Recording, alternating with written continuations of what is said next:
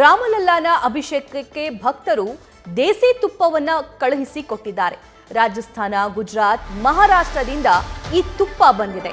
ಗಿರ್ ತಳಿಯ ಹಸುಗಳಿಂದ ತಯಾರಿಸಿರುವಂತಹ ಶುದ್ಧ ದೇಸಿ ತುಪ್ಪವನ್ನ ಬಳಕೆ ಮಾಡಲಾಗುತ್ತೆ. ಹಲವು ದಿನಗಳ ಹಿಂದೆಯೇ ಅಯೋಧ್ಯೆಗೆ ಬಂದಿರುವಂತಹ ದೇಸಿ ತುಪ್ಪವನ್ನ ಕರಸೇವಕಪುರದಲ್ಲಿ ಶೇಖರಿಸಿ ಇಡಲಾಗಿತ್ತು. ಇವತ್ತಿನಿಂದ ಆರಂಭವಾಗಲಿರುವ ಹೋಮ, ಅಭಿಷೇಕ ಇದನ್ನ ಬಳಕೆ ಮಾಡಿಕೊಳ್ಳಲಾಗುತ್ತೆ.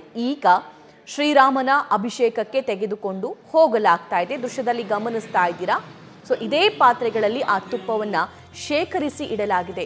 ಗುಜರಾತ್ನಿಂದ ತುಪ್ಪ ಬಂದಿದೆ, ರಾಜಸ್ಥಾನದಿಂದ ತುಪ್ಪ ಬಂದಿದೆ, ಮಹಾರಾಷ್ಟ್ರದಿಂದ ತುಪ್ಪ ಬಂದಿದೆ. ಆ ತುಪ್ಪವನ್ನ ಈ ಶುಭ ಕಾರ್ಯಕ್ಕೆ, ಹೋಮ, ಹವನ, ಪೂಜೆಗಳಿಗೆ ಶೇಖರಿಸಿ ಇಡಲಾಗಿದೆ. ಭಗವಾನ್ ರಾಮಲಲ್ಲಾ ಕಿ ಪ್ರಾಣ ಪ್ರತಿಷ್ಠೆ. ಇನ್ನು ಈ ಬಗ್ಗೆ ನಮ್ಮ ಪ್ರತಿನಿಧಿ ಜಗದೀಶ್ ಗ್ರೌಂಡ್ ರಿಪೋರ್ಟ್ ನೀಡಿದ್ದಾರೆ, ನೋಡ್ಕೊಂಬರೋಣ.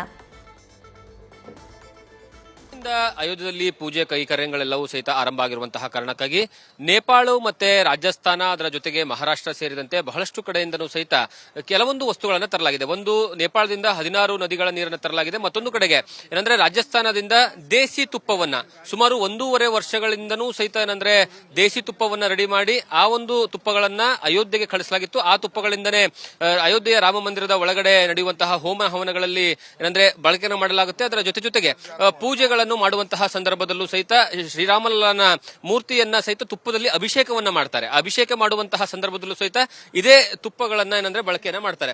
ಈಗಾಗಲೇ ಏನಂದ್ರೆ ಪೂಜಾ ಕೈಕರ್ಯಗಳೆಲ್ಲವೂ ಸಹಿತ ಆರಂಭ ಆಗಿರುವಂತದ್ದು, ಹೋಮಗಳು ಆರಂಭ ಆಗಿರುವಂತಹ ಕಾರಣಕ್ಕಾಗಿ ಇಲ್ಲಿ ಕರಸೇವಕಪುರದಲ್ಲಿ ಇಟ್ಟಿರ್ತಕ್ಕಂತಹ ತುಪ್ಪದ ಕ್ಯಾನ್ಗಳನ್ನ ಈಗಾಗಲೇ ಗಾಡಿಯಲ್ಲಿ ತುಂಬಿಕೊಂಡು ತೆಗೆದುಕೊಂಡು ಹೋಗ್ತಾ ಇದ್ದಾರೆ. ಇದು ನೇರವಾಗಿ ಇಲ್ಲಿಂದ ಏನಂದ್ರೆ ರಾಮ ಮಂದಿರದ ಒಳಗಡೆ ತೆಗೆದುಕೊಂಡು ಹೋಗ್ತಾರೆ. ಯಾಕಂದ್ರೆ 121 ಜನ ಅರ್ಚಕರಿಂದ ಇವತ್ತಿನಿಂದ ಪೂಜೆ ಆರಂಭ ಆಗಿರುವಂತಹ ಕಾರಣಕ್ಕಾಗಿ ಮತ್ತು 12 ಆದಿವಾಸಿ ಪೂಜೆಗಳು ಸಹಿತ ಆರಂಭ ಆಗುತ್ತೆ. ಅದರಲ್ಲಿ ಪ್ರಮುಖವಾಗಿರುವಂತದ್ದು ತುಪ್ಪದ ನೈವೇದ್ಯ. ತುಪ್ಪದಿಂದ ರಾಮಲಲ್ಲಾನಿಗೆ ಅಭಿಷೇಕವನ್ನ ಮಾಡಲಾಗುತ್ತೆ, ಪೂಜೆಯನ್ನ ಮಾಡಲಾಗುತ್ತೆ. ಅದರ ಜೊತೆಗೆ ಅಲ್ಲಿ ಏನಂದ್ರೆ ವಿಶೇಷವಾಗಿ ದೇಸಿ ತುಪ್ಪವನ್ನ ಬಳಕೆ ಮಾಡಬೇಕು, ಅಂದ್ರೆ ಆಕಳ ತುಪ್ಪವನ್ನ ಬಳಕೆಯನ್ನ ಮಾಡಬೇಕು ಅನ್ನುವಂತಹ ಕಾರಣಕ್ಕಾಗಿ ಈ ತುಪ್ಪಗಳನ್ನ ತರಲಾಗಿತ್ತು. ಒಂದು ರಾಜಸ್ಥಾನದ ಜೈಪುರದಿಂದ ಸುಮಾರು 78 ಕ್ಯಾನ್ಗಳಲ್ಲಿ ತುಪ್ಪ ಬಂದಿತ್ತು. ಅದರ ವಿಜುವಲ್ಸ್ ಸಹಿತ ನೋಡ್ತಾ ಇದ್ರೆ ಇದನ್ನ ಅಯೋಧ್ಯೆಯಲ್ಲಿರುವಂತಹ ಕರಸೇವಕಪುರದಲ್ಲಿ ಇಡಲಾಗಿತ್ತು ಇಷ್ಟು ದಿವಸಗಳ ಕಾಲ.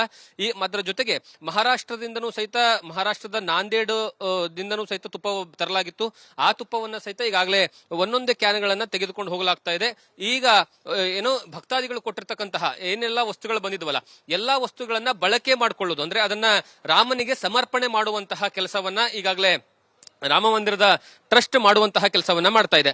ನೀವು ವಿಜುವಲ್ಸ್ ಅಲ್ಲಿ ನೋಡ್ತಾ ಇದ್ರಲ್ಲ, ಇದೆಲ್ಲವೂ ಸಹಿತ ದೇಸಿ ತುಪ್ಪ. ಮತ್ತೆ ಅದರ ಜೊತೆಗೆ ಇದರಿಂದ ಬಂದಿರುವಂತದ್ದು, ನೇಪಾಳದಿಂದ ಬಂದಿರತಕ್ಕಂತಹ 16 ನದಿಗಳ ನೀರು, ಗಂಡಕಿ ನದಿ ಸೇರಿ ಎಲ್ಲಾ ನದಿಗಳ ನೀರನ್ನ ಆ ಒಂದು 3 ಕ್ಯಾನ್ ದೊಡ್ಡ ಪಾತ್ರೆಗಳಲ್ಲಿ ಹಾಕಿಟ್ಟಿದಾರಲ್ಲ, ಅದನ್ನ ವಿಶೇಷವಾಗಿ ಅಲ್ಲಿಂದ ತೆಗೆದುಕೊಂಡು ಬರಲಾಗಿತ್ತು. ಮತ್ತೆ ಆ ಸಂದರ್ಭದಲ್ಲಿ 100 ಜನ ನೇಪಾಳದಿಂದ ಬಂದಿದ್ರು. ನೇಪಾಳದಿಂದ ಯಾಕೆ ಈ ಕನೆಕ್ಷನ್ ಅಂತಂದ್ರೆ, ರಾಮನ ಪತ್ನಿ ಅವರು ಏನಂದ್ರೆ ಜನಕರಾಯನ ಮಗಳು, ಜನಕರಾಯನ ಊರು ಏನಂದ್ರೆ ನೇಪಾಳ. ಹಾಗಾಗಿ ಜನಕಪುರದಿಂದ ಬಂದಿರತಕ್ಕಂತಹ ನೀರು ಸಹಿತ ಇಲ್ಲೇ ಇಡಲಾಗಿದೆ.